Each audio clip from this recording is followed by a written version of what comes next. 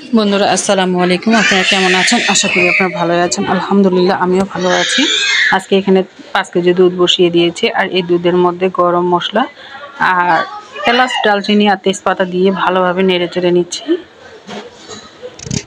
এটা আমাদের বাসার দুধ, আর সেই দুধ দিয়ে আজকে আমি মজার রেসিপি করে দেখাবো আপনাদেরকে। বন্ধুরা, ভিডিওটা ভালো লাগলে অবশ্যই আপনারা সাবস্ক্রাইব ফলো করবেন আর আমার পাশে থাকবেন, আমি যেন আপনাদেরকে নতুন নতুন ভিডিও দেখাতে পারি। এই যে আমি এখানে এখন আতপ চাল নিয়েছি, সুগন্ধি আতপ চাল, সেগুলো আমি ধুয়ে দিয়ে দিচ্ছি।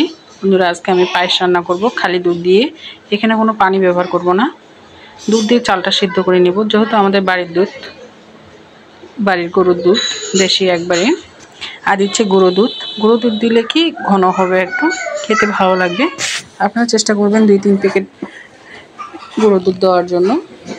এখানে 2 ধরনের গুঁড়ো দুধ ছিল, সেটা আমি পানি দিয়ে দেওয়ার পরে মিশিয়ে আবার দিয়ে দিলাম।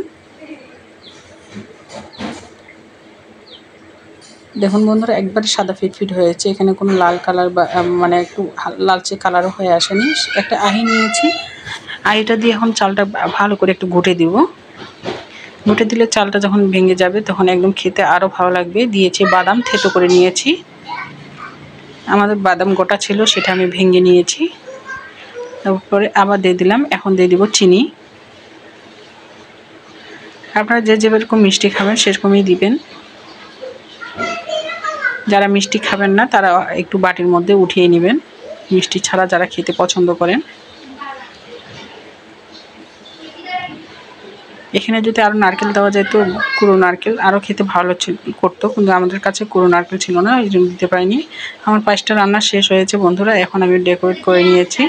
দেখুন বন্ধুরা, কত সুন্দর হয়েছে আর কত লোভনীয় জিনিস হয়েছে। আসসালামু আলাইকুম, ভালো থাকবেন সবাই।